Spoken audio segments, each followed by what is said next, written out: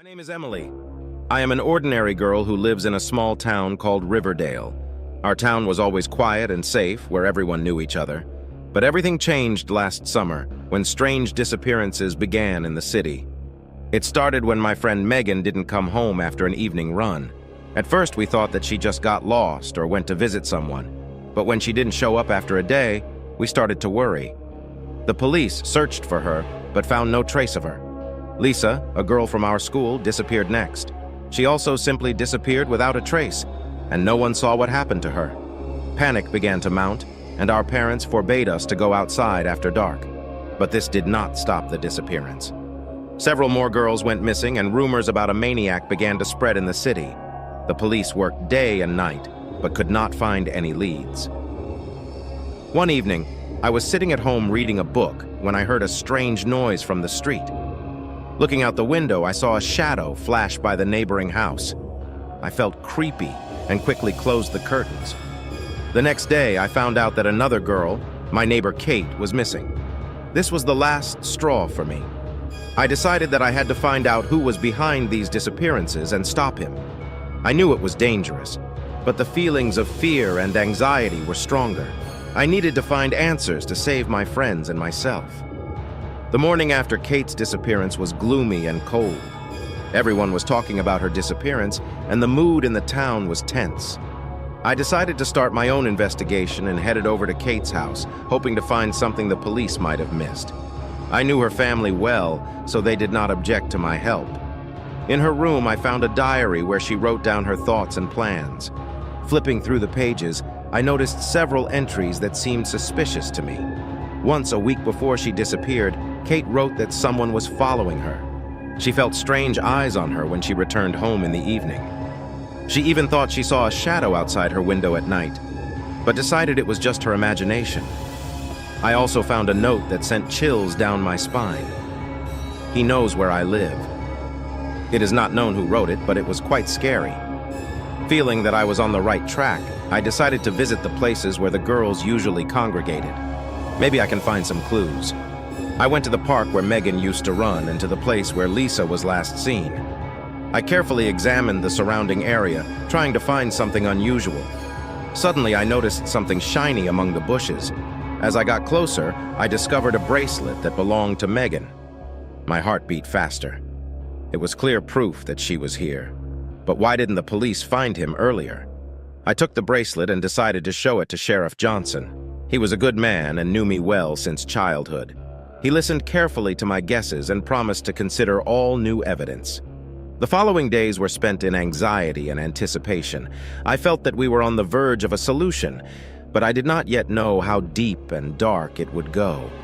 The city lived in fear, and I could not shake the thought that someone was carefully watching me from the shadows. When I brought the bracelet to Sheriff Johnson, he immediately took it for analysis. Police checked him for fingerprints and DNA. A few days later, they got the results, but it didn't give any concrete clues. The prints were fuzzy, and the DNA didn't match any of the databases. Sheriff Johnson was upset, but did not give up. He ordered a thorough inspection of the park and surrounding areas. A team of police combed every nook and cranny for any clues. One evening, when I was about to go to bed, the sheriff called me. He reported that they had found something important. My curiosity and anxiety rose again, and I hurried to the police station. There, I met with the sheriff and several of his subordinates. They showed me photos of the findings. It turned out that not far from where I found the bracelet, they found a small treasure trove of things belonging to the missing girls. Cell phones, jewelry, personal items. It was very strange and creepy. Who could collect these things and why? Sheriff Johnson discovered something else. All things were hidden in an old abandoned hut that stood on the outskirts of the park. They decided not to divulge this information so as not to panic the town even more, but it gave them new hope to find the criminal. I decided that I had to see this hut with my own eyes. At night, when the city was asleep, I took a flashlight and headed to the park. The road to the hut was dark and scary, but I felt I had to be brave. When I finally reached the hut, I saw that the door was open. My heart was pounding, but I forced myself to enter. Inside, everything was covered in dust and cobwebs. Things found by the police were lying on the floor like witnesses of terrible events. And then I heard footsteps behind me. A chill ran down my spine and I turned around but saw no one. My heart was ready to jump out of my chest. I decided that it was dangerous to stay here and hurried to the exit. On the way home, I couldn't shake the feeling that someone was following me. Perhaps the maniac already knows that I am trying to reveal his secret. My confidence grew, but so did my fear. When the police thoroughly searched the hut, they found several other important items. On the floor next to the old bed, they discovered a disguised trap, a hole cut into the floor that led to the basement. When they got down there, they found something that shocked everyone. The basement was cold and damp, lit only by the dim light of a lamp hanging from the ceiling. Pieces of old clothes and personal belongings of the missing girls were lying on the floor. But the most eerie thing was that they found a primitive makeshift prison. A cage made of metal bars stood in the corner of the basement. Inside was a bed with dirty blankets and several empty water bottles. Sheriff Johnson, seeing this, realized that they were dealing with a very dangerous maniac. They also found several handwritten notes and drawings on the walls. Some of them were drawings of girls, others were strange symbols and ciphers. It looked like part of a perverted ritual or game played by a maniac. On one of the tables, the police found an old laptop. It was password protected, but police technicians quickly took control of it to crack the security and find more information. In addition, on the table was a notebook with entries that looked like a criminal's diary. He described his actions, his plans, and even his thoughts about each of the victims. Here is an excerpt from that diary. Kate was very interesting. She fought for a long time but finally gave up. Her fear was so sweet. Now I have to find a new victim. Who will be next? These records were so creepy that even experienced officers felt uncomfortable reading them. Sheriff Johnson decided to increase security measures in the city and organize night patrols to protect residents from the maniac. When I learned about the findings of the police, I was filled with fear, but at the same time with determination. I realized that now we have more evidence and can get closer to solving the mystery. But I also knew that the maniac now knew for sure that we were on his trail. My struggle was just beginning. With each passing day, the tension in the town of Riverdale grew. Police continued their investigation, but answers still eluded them. The city lived in fear, and every look from a stranger aroused suspicion. I decided to proceed regardless of the risks. I remembered what Sheriff Johnson had mentioned about the laptop found in the cabin. I knew that if anyone could crack his defenses quickly, it would be my computer-savvy friend Mark. Mark was a technical genius, albeit a bit of an eccentric. I went to him, hoping for his help. When I told him about the find, he immediately agreed to help. We arranged to meet in his garage where he kept his equipment. It was evening, and I felt a slight chill as I walked to his house. The light was on in the garage, and I knocked on the door. "Hey, Emily, come in," Mark greeted with a smile. I showed him a photo of the laptop, and he immediately started working. We were both silent until Mark punched in the password. It seemed like an eternity before he finally managed to break through the defenses. "Here, we're in the system," he said proudly. I leaned closer to see what we found. The laptop contained hundreds of files, including photos, videos, and documents. We started going through them one by one, looking for clues. Among the files, we found a video that was recorded from a hidden camera. It showed the girls in the cabin, including Kate and Lisa. It was terrifying to watch, but we knew it was important evidence. We also found text documents where the maniac recorded his plans and observations of the victims. In one of the documents, he wrote about a new goal, and I felt my heart sink when I read the name. Emily. "Mark, he's been following me," I said, feeling the panic begin to rise. Mark looked at me with concern. "We need to report this to the police immediately," he said. We quickly collected all the files on a flash drive and went to the police station. Sheriff Johnson was surprised by our findings and immediately began to organize an operation to protect me and capture the maniac. I couldn't sleep at night. I felt that someone was looking at me from the darkness. My fear was real, and I knew the maniac was somewhere nearby. He knew we were on his trail, and that made him even more dangerous. The night was long and sleepless. I tried to sleep, but every sound, every movement of the shadow outside the window made my heart beat faster. I knew that the maniac was somewhere nearby, watching me. At dawn, I decided to gather my thoughts and move on. The morning started with a call from Sheriff Johnson.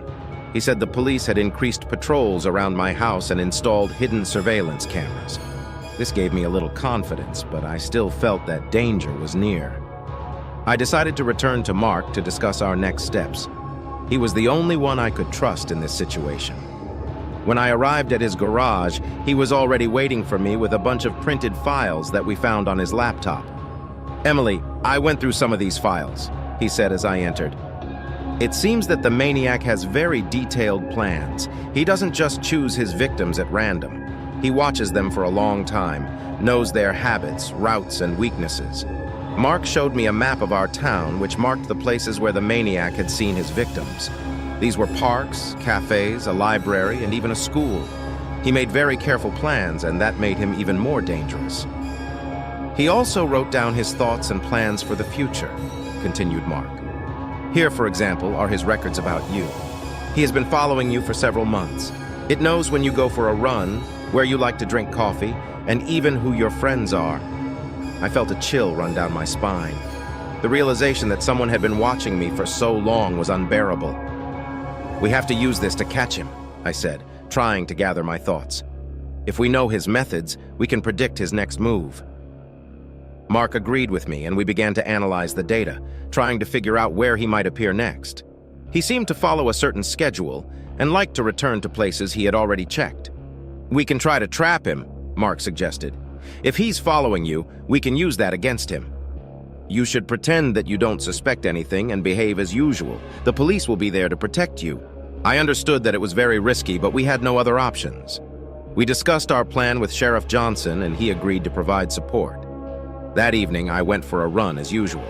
The police were quietly watching me, and I tried to keep calm, even though I felt fear in every cell of my body. I was running along a familiar route when I suddenly noticed a shadow moving in my direction. It was him. My heart beat faster as I noticed a shadow moving in my direction.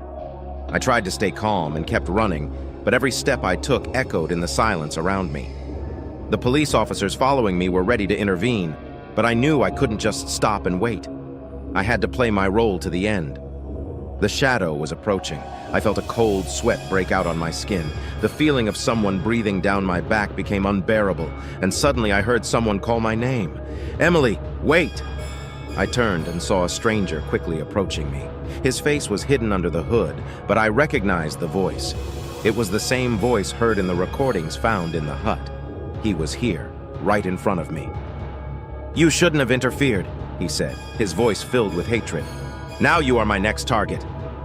I felt adrenaline rush through my body. I knew I couldn't run away because the police were nearby. Instead, I decided to bide my time and give them a chance to act. "Why are you doing this?" I asked, trying to keep my voice calm. "What makes you mock people?" He paused for a moment as if pondering my question. His eyes, hidden in the shadow of the hood, shone with malice. "They deserve it," he replied. "All these girls, they thought they were special. They thought they could control the world, but I showed them who the real master was. I realized that in front of me was a person full of hatred and a desire for control. His words were sick and twisted, but they made me understand that he thought of himself as an avenger." "And you think you can control me?" I asked, trying to buy some more time. "You think you can make me fear you?" He took a step forward and I felt a cold fear wash over me.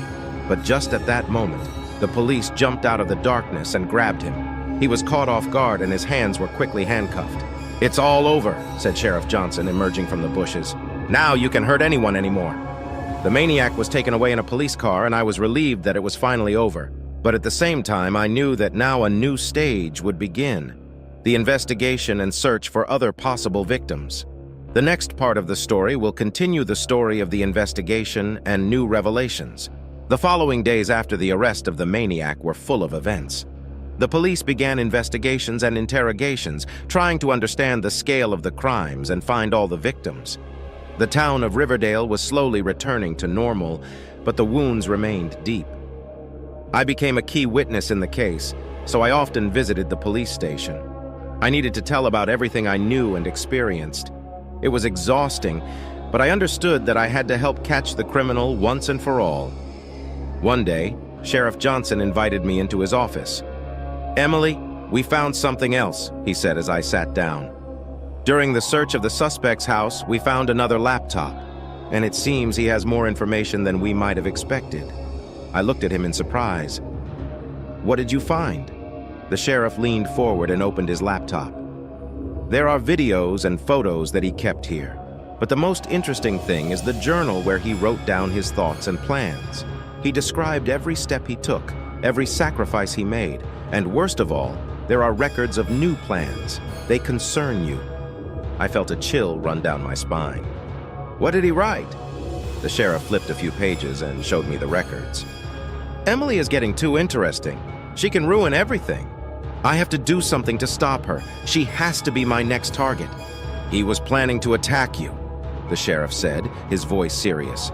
"But thanks to your courage, we were able to prevent this. You saved not only yourself, but also others." We continued to analyze the records. It turned out that the maniac did not act alone. He had accomplices who helped him in the abduction and surveillance of the victims. It was a shock to us all because it meant that the threat still existed. "We have to find them," Sheriff Johnson said. "They can be dangerous." The investigation continued, and I felt that my life would never be the same.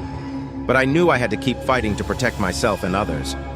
One evening, I was sitting at home when I got a message on my phone. It was from an unknown number. The message contained only one word: soon. I felt my heart stop. The threat was still there, and I knew I couldn't stop. The maniac was arrested, but his accomplices are still at large, and they knew I could be their next target. The next part of the story promises even more dangers and revelations. After receiving the threatening message, I immediately contacted Sheriff Johnson. The police began intensively looking for accomplices of the maniac, but it was not easy. Those who helped him were careful and covered their tracks well. The sheriff organized a task force to investigate. They began by analyzing all the recordings and videos found on the maniac's laptops. Every detail, every hint could be important. In addition, the police interrogated everyone who might have any information about the activities of the maniac and his accomplices. One day, a few weeks after the arrest of the maniac, the sheriff received an anonymous call. A man called who claimed to have information about one of the accomplices. He did not want to reveal his identity, but indicated a place where important evidence could be found. Sheriff Johnson immediately organized the operation. The place the anonymous pointed to was an abandoned warehouse on the outskirts of town. The police carefully searched the premises and found a hidden basement. There they discovered even more records and personal belongings of the missing girls. But most importantly, they found photographs and documents that pointed to several people who could be involved in the crimes. Sheriff Johnson collected all of this evidence and began working to identify the suspects. Using facial recognition technology and social media analysis, they were able to identify several people who were in frequent contact with the maniac. One of them was a local taxi driver named Henry, the other a bartender from a local pub named Michael. The police started surveillance of the suspects, trying to collect more evidence of their involvement. Henry often visited old abandoned buildings and wooded places where victims could be buried. Michael, in turn, was always aware of all the events in the city and seemed too interested in everything that was happening. One evening, when I returned home, I was greeted by Sheriff Johnson. "Emily, we have good news," he said with a smile. "We found and detained 2 suspects. They admitted that they helped a maniac and were involved in kidnappings. Thanks to you and your help, we were able to stop them." I felt a huge relief, but also understood that this was not the end. The police continued the investigation, trying to find all possible accomplices and reveal all the details of the crimes. The town of Riverdale was returning to normal, but the fear and pain remained. We all knew we had to be careful and support each other. The next part will tell about how the town copes with the consequences of the terrible events and how Emily tries to return to normal life. It seemed that after the arrest of 2 accomplices of the maniac, life in Riverdale began to return to normal. The police patrolled the streets heavily, and the town once again took on a peaceful appearance. However, my life did not get any easier. The feeling of danger constantly haunted me. One morning, while I was having breakfast, a message popped up on my phone again, from an unknown number. My heart stopped when I opened it. There was only one word in the message. "Shall we continue?" I realized that this is not the end. The unidentified pursuer was still at large. I immediately notified Sheriff Johnson. He was concerned and promised to investigate immediately, but I knew it could take time.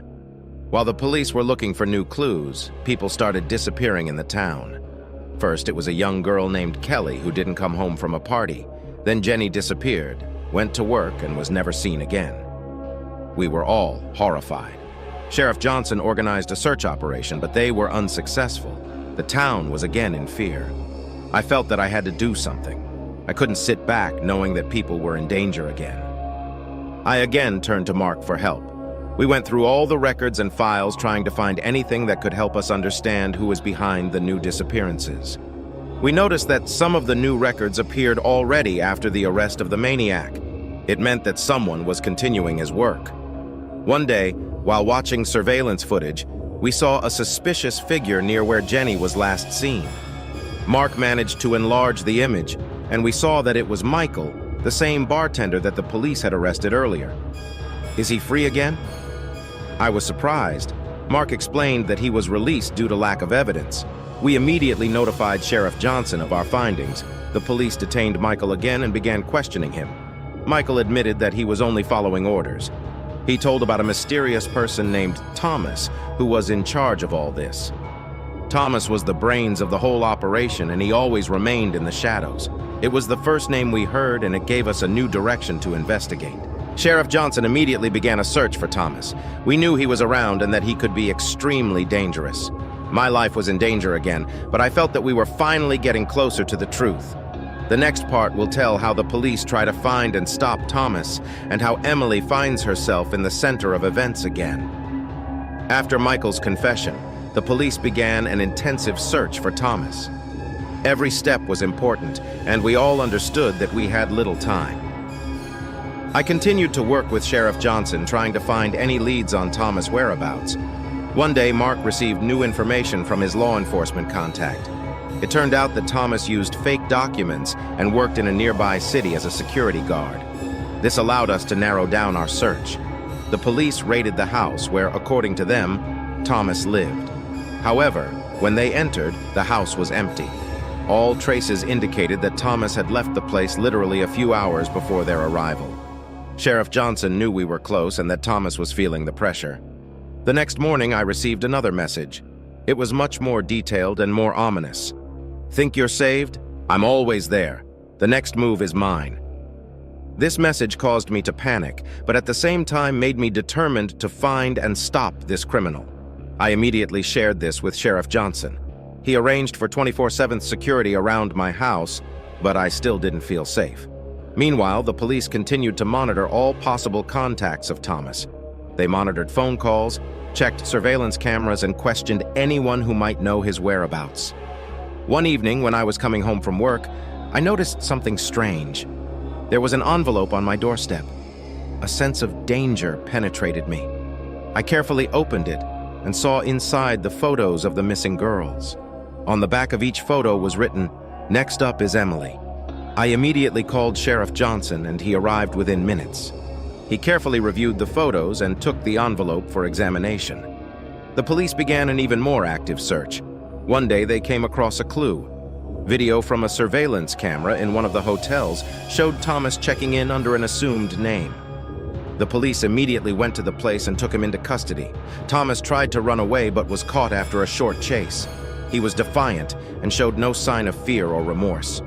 During interrogation, Thomas admitted that he was planning several more kidnappings, but he was stopped. He was the one who directed all the operations and planned every crime. Sheriff Johnson informed me that we can now breathe a sigh of relief. Thomas has been neutralized and his accomplices are either detained or in hiding. We all felt the worst was behind us, but the fear still lingered. The next part will tell how the town of Riverdale copes with the consequences of Thomas' detention and how Emily tries to get her life back on track after the horror she experienced. The trial of Thomas became a central event in the life of Riverdale. Everyone was waiting for the trial to learn more about his motives and crimes. The town wanted justice, and this process was an important step towards restoring peace. The trial began a few months after his arrest. The courtroom was filled with people who had come to see the trial of the man who terrorized their city. I was among the witnesses, and I was invited to be questioned as a key witness. On the first day of the trial, the prosecution lawyer presented all the evidence collected by the police. This included video footage, laptop recordings, and the testimony of other arrested accomplices.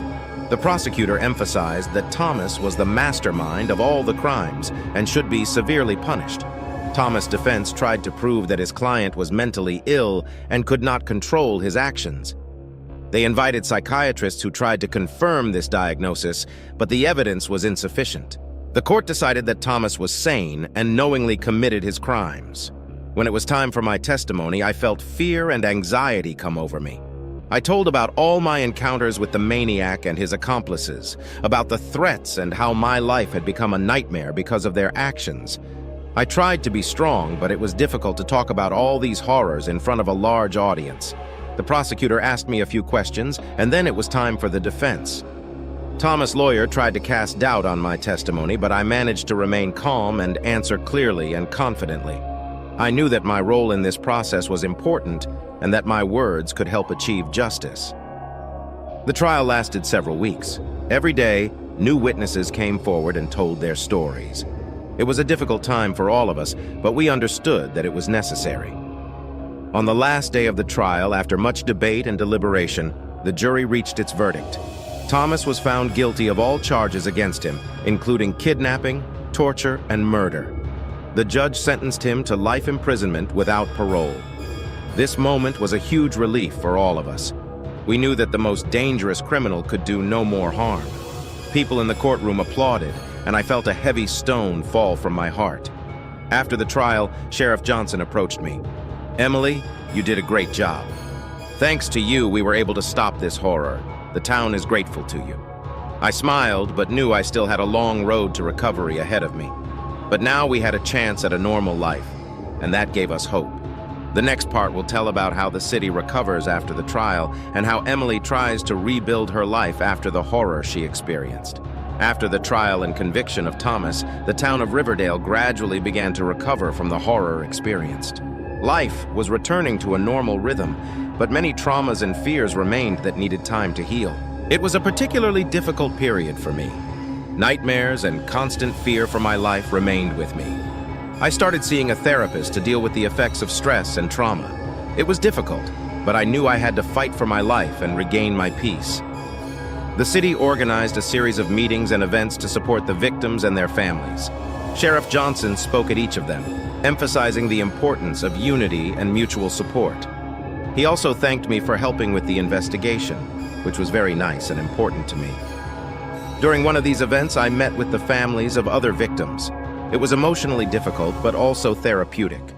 We shared our stories, supported each other, and found solace in shared experiences. It helped me feel like I wasn't alone in this.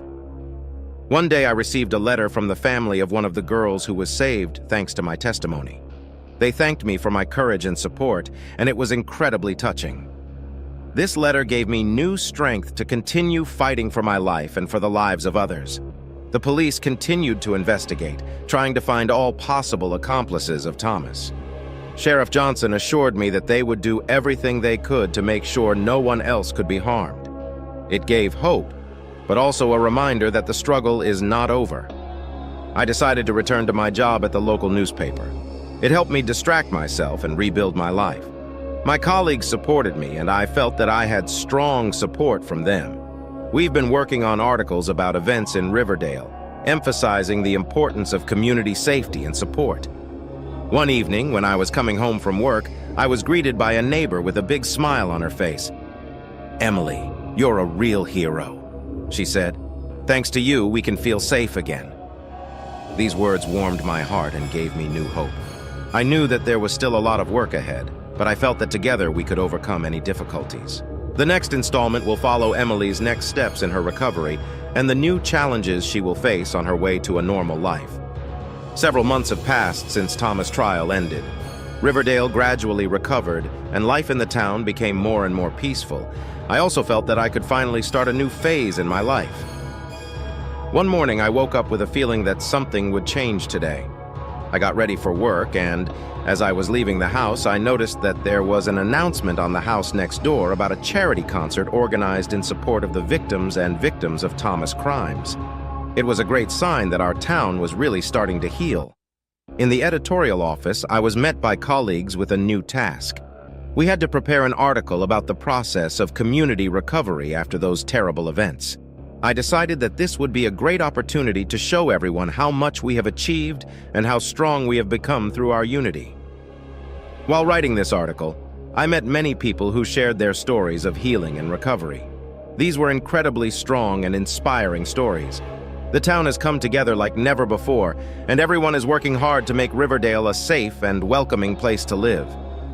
One of my meetings was with Kelly, who was able to escape from Thomas and was now involved in helping other victims. She became a symbol of courage and resilience for many people. We talked for a long time about how important it is not to give up and to continue fighting for your life and freedom.